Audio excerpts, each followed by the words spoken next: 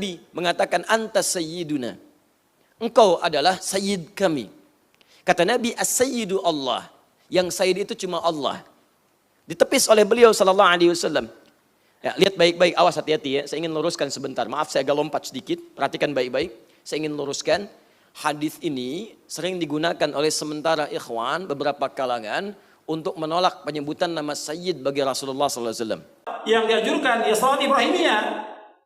Allahumma salli ala Muhammad wa ala ali Muhammad kama sallaita ala Ibrahim wa ala Ibrahim innaka Hamidum Majid. Allahumma barik ala Muhammad wa ala Muhammad kama barakta ala Ibrahim wa ala Ibrahim innaka Hamidum Majid. Dan semua salawat, enggak ada satu pun riwayat yang menyebutkan dengan lafaz Allahumma shalli ala sayyidina, enggak ada. Enggak ada Allahumma shalli ala sayyidina Muhammad, tidak ada satu pun riwayat, tidak ada. Enggak ada sama sekali. Semua riwayat dalam kitab hadis yang ada Allahumma shalli ala Muhammad wa ala ali Muhammad, enggak ada sayyidina. Banyak salawat-salawat yang bid'ah yang dilakukan oleh kaum muslimin. Baik. Saya pribadi menghargai pendapat itu, tapi kalau kita menelusuri hadis-hadis Nabi, maka kiranya pendapat dimaksud belum benar seutuhnya. Ya, belum lengkap. Ingat kata sayyid itu dibagi dua bagian. Awas hati-hati ya, kata sayyid dibagi dua bagian. Bagian pertama, bagian yang diperkenankan, dibolehkan. Bagian yang kedua, bagian yang dilarang. Dikata sayyid, panggilan sayyid, sayyiduna, sayyid dan sebagainya, itu dibagi dua bagian. Satu, bagian yang diperkenankan. Kedua, bagian yang dilarang. Contoh, saya berikan bagian yang diperkenankan. Nabi SAW pernah menyampaikan kalimat ini, Nabi sendiri mengatakan di lisannya dalam hadis riwayat Al-Bukhari. Lihat kalimatnya. Ana sayyidu bani Adam yaumal qiyamati wa awwalu man yanshaqqu alaihi al-qabru. Saya adalah sayyid bagi semua keturunan Adam pada hari kiamat. Dan saya adalah orang yang kuburannya pertama kali terbelah saat kiamat. Jadi kuburan pertama yang dibangkitkan oleh Allah Subhanahu wa taala adalah kuburnya Nabi sallallahu alaihi wasallam, dan kata beliau, saya sayyid. Saya pemimpin dari semua cucu-cucu atau keturunan Adam alaihi salam. Jadi beliau pun sallallahu alaihi wasallam menyebut dirinya dengan sayyid. Jadi kalau kita ingin menyebut Nabi sallallahu alaihi wasallam dengan kalimat sayyid itu enggak ada masalah. Ya, saya pernah tinggal di Mekah tahun 2010. Demikian saya ke Madinah. Orang Mekah, orang Madinah enggak ada masalah menyebut Nabi sallallahu alaihi wasallam dengan sayyid. Allahumma shalli ala sayyidina Muhammad. Mereka katakan sayyid, enggak ada masalah. Antum jalan dari Mekah ke Madinah, di pinggir jalan ada kalimat salawat kepada Nabi menggunakan kata sayyidina. Lurus, ya, antum lihat sebelah kiri ada tulisan Allahumma shalli ala sayyidina Muhammad. Syekhul Islam Ibn Taimiyah menulis kitab Risalah Tazkiyatun Nafas. Beliau buka di kitabnya di muqaddimah dengan kalimat salawat Allahumma shalli ala sayyidina Muhammad. Syamsuddin Adz-Dzahabi, beliau memiliki kitab Al-Kabair, dosa-dosa besar. Beliau memuat bab di muqaddimah dengan kalimat salawat. Setelah mengatakan bismillahirrahmanirrahim, alhamdulillahi rabbil alamin, lihat kalimatnya, wala udwana illa 'alal zalimin, wassalatu wassalamu ala sayyidil mursalin, menggunakan kalimat sayyid. Sayyid. Ya. Jadi kalau Anda ingin menggunakan bagian pertama, Nabi pernah mengatakan sayyid bagi dirinya. Kita lihat nanti, satu, ada sayyid yang diperbolehkan. Nabi pernah mengatakan kepada Al-Hasan cucunya, hadza ibni sayyid. Ini cucu saya, sayyid dia. Sayyid, diangkat oleh Nabi. Umar bin Khattab pernah menyebut Abu Bakar dan Bilal dengan sayyid. Hadza sayyidun man a'taqa sayyidan. Ini adalah seorang sayyid yang membebaskan seorang sayyid.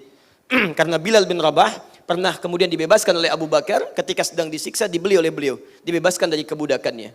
Nah, kalimat sayyid yang dimaksudkan di sini adalah kalimat penghormatan yang sifatnya umum dipandang dalam kemasyarakatan. Itu enggak ada masalah.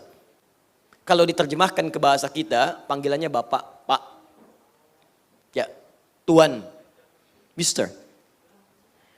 Ada namanya Asep, usia 70 tahun. Bertemu misalnya, maaf, dengan Andi, anak 7 tahun. Baik, tiba-tiba Andi mau memanggil Pak Asep, dipanggil Asep, Masya Allah, tanpa bapak. Bagaimana perasaan Asep? Nah, ilustrasinya demikian. Di Arab ada panggilan untuk menghormati orang lain. yang sekiranya bisa diangkat karena kedudukannya atau dihormati karena senioritasnya. Maka orang Arab memanggil sayyid kalimatnya. Antum karyawan manggil pimpinan antum dengan bapak kan?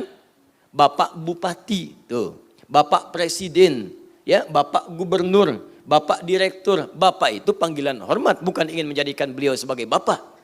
Pak direktur, saya bukan bapak kamu. Masya Allah. Bukan, itu panggilan hormat namanya. Di Arab sama.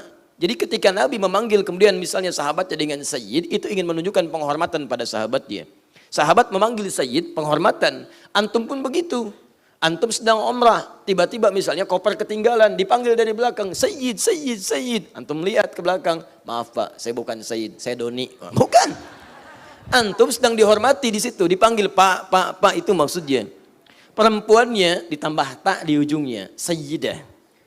Sayyidah Khadijah, Sayyidah Fatimah, Sayyidah Aisyah. Boleh menggunakan sayyidah. Jelas ya? Nah ini kalau antum ingin menghormati sesuai kadarnya, antum boleh panggil dengan kalimat sayyid. Nah kenapa Nabi SAW menolak dipanggil sayyid oleh seseorang ketika diutus dia dari kaumnya? Perhatikan, karena cara dia memanggil itu masuk pada kategori yang kedua. Apa itu? Dia menyanjung Nabi terlampau tinggi sehingga melampaui batas sanjungannya, maaf, seakan-akan mengesankan nilai pengkultusan kepada Nabi SAW. Jadi Nabi sedang kumpul dengan sahabat, datang orang ini ingin mendapatkan perhatian. Maka dia sanjung Nabi dengan sanjungan yang tidak biasa. Anta sayyiduna. Maka kata Nabi SAW, perhatikan jawabannya. Orang ini mengatakan kata sayyid, Nabi menjawab dengan alif lam. As-sayyid. As-sayyid. Awas hati-hati ya, kalau kita belajar bahasa, apalagi mempelajari bahasa hadis dan bahasa Al-Quran, itu setiap huruf dan kalimatnya punya makna. Punya makna. Dia katakan antas sayyiduna, anda itu pemimpin kami dengan sanjungan yang sangat tinggi. Dijawab oleh Nabi menggunakan alif lam. As-sayyid Allah. Yang hanya disanjung itu hanya Allah. Dia berkata tanpa alif lam, Nabi menjawab dengan menggunakan alif lam. Masya Allah, Syekh Ibnu Saleh Al-Utsaimin memberikan tafsiran yang luar biasa. Beliau termasuk paham bahasa Arab dan tentunya beliau orang Arab dan salah seorang mufti yang dikagumi. Kata Syekh Utsaimin, jika satu kalimat dalam hal kedudukan menggunakan alif lam, maka ini menunjukkan satu hal yang mutlak. Mutlak sifatnya.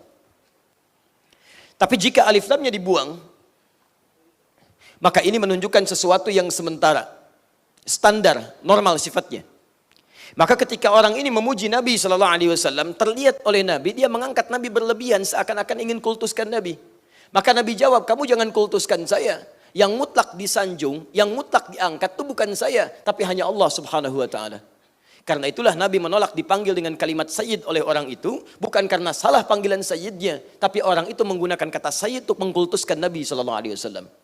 Maka Nabi tidak ingin dikultuskan, khawatir seperti Isa alaihissalam dulu dikultuskan. Seperti orang-orang diangkat berlebihan. Paham sampai sini? Pak, jelas ya?